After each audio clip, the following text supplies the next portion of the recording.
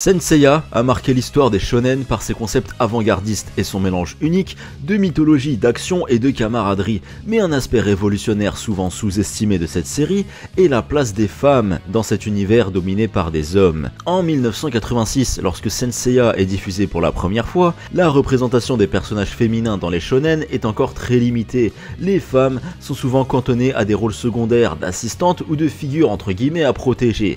Pourtant, Saint-Seiya bouleverse ses codes à plusieurs niveaux. Bien qu'il ne soit pas toujours cité comme un manga féministe, Saint-Seiya a ouvert la voie à une meilleure représentation des femmes dans le shonen et a surtout introduit une critique subtile des inégalités de genre. Moi c'est Pegasus et aujourd'hui on va s'intéresser aux femmes dans Saint-Seiya et comment le traitement de celles-ci dans l'œuvre a ouvert la voie à des guerrières beaucoup plus représentées et plus puissantes dans le monde des shonen.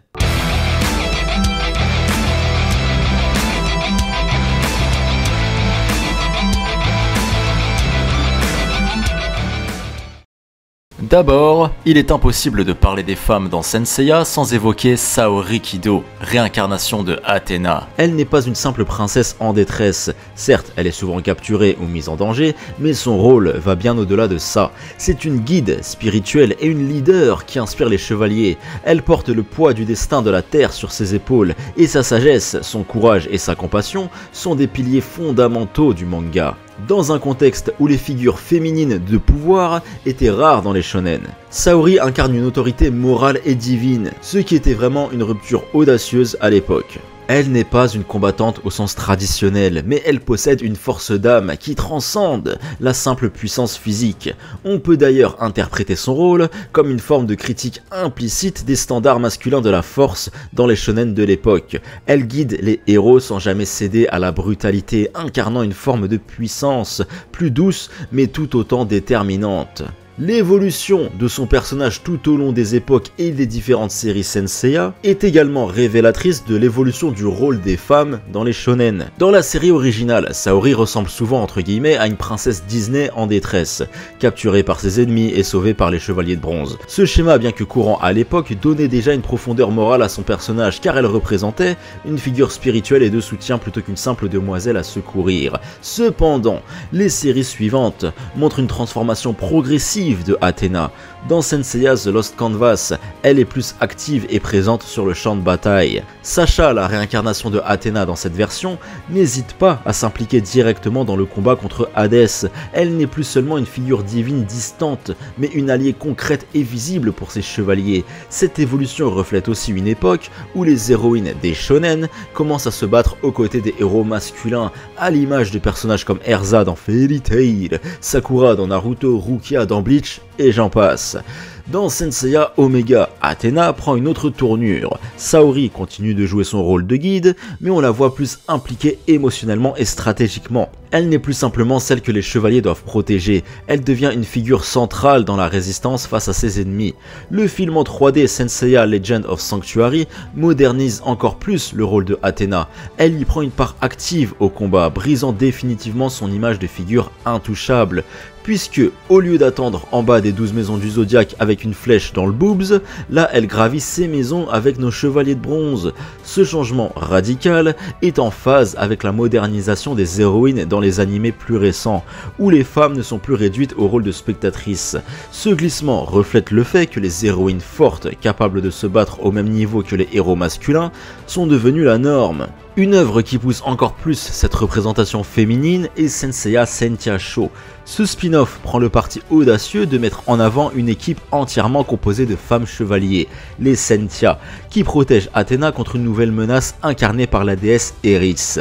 Contrairement aux chevalières traditionnelles, les Sentia n'ont pas apporté de masque, ce qui est déjà une rupture avec la règle imposée aux autres femmes chevaliers comme Marine ou Shaina par exemple. Cette série met en lumière des héroïnes qui ne sont ni reléguées au second plan, ni dépendantes des chevaliers de bronze pour triompher. Elles ont leur propre combat, leur propre dilemme.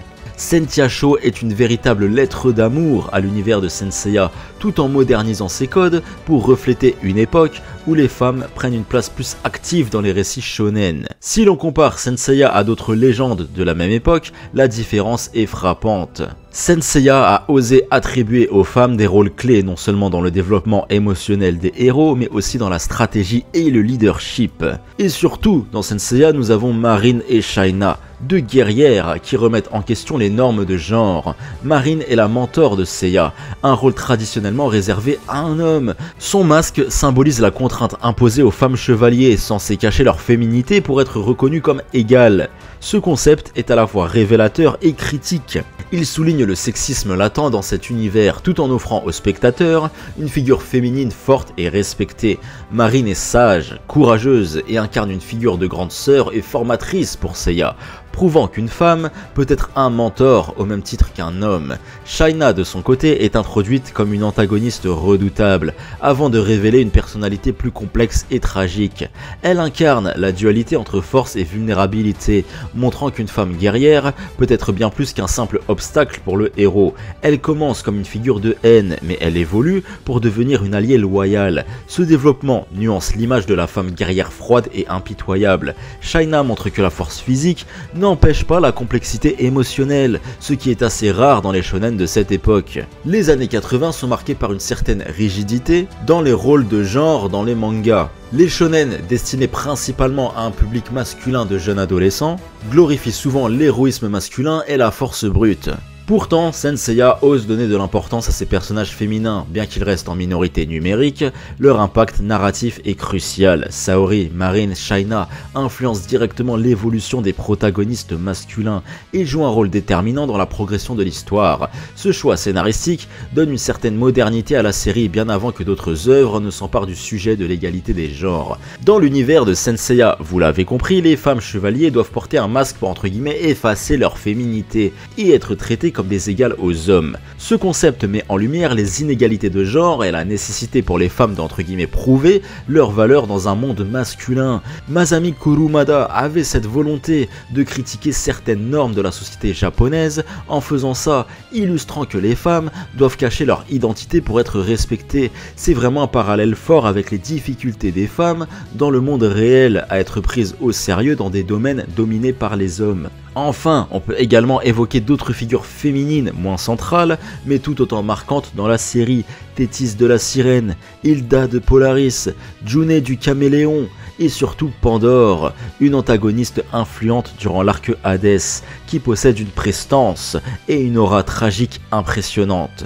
Son rôle en tant que bras droit de Hadès, tout en portant une immense douleur personnelle, rappelle que les femmes dans Saint Seiya ne se limitent pas au rôle de soutien ou de faire valoir.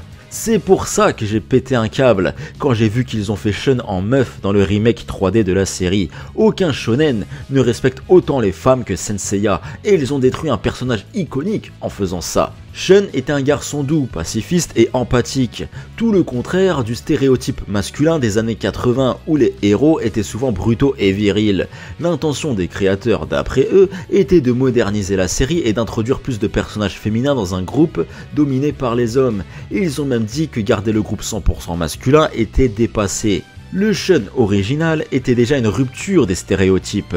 En le transformant en femme, ça donne l'impression que la douceur, la compassion et la sensibilité ne peuvent exister que chez un personnage féminin, ce qui devient un cliché. C'est comme si on disait que Shun n'était pas assez homme pour rester un garçon avec ses qualités, ce qui transforme un personnage subversif en une figure plus conforme au rôle de genre traditionnel. Ça pue la merde ce qu'ils ont fait. Ils voulaient faire du progressisme à deux balles et ils ont fait tout le contraire. Bravo les mecs. En somme, la place des femmes dans Saint Seiya est une facette fascinante qui mérite d'être explorée. Si la série n'échappe pas totalement aux stéréotypes de son époque, elle propose néanmoins des personnages féminins mémorables et marquants. Saori en tant que déesse et guide, Marine en tant que mentor et Shaina en tant que combattante farouche sont des figures qui ont marqué les esprits à une époque où les héroïnes étaient souvent reléguées à la périphérie des récits. Saint Seiya a offert une vision plus nuancée et respectueuse des femmes, une avancée notable dans le paysage du shonen de 1986. Ce mélange de force physique, de sagesse spirituelle et de complexité émotionnelle en fait une œuvre pionnière dans la représentation des femmes dans le shonen. Et toi, as-tu déjà ressenti la Cosmo Énergie ?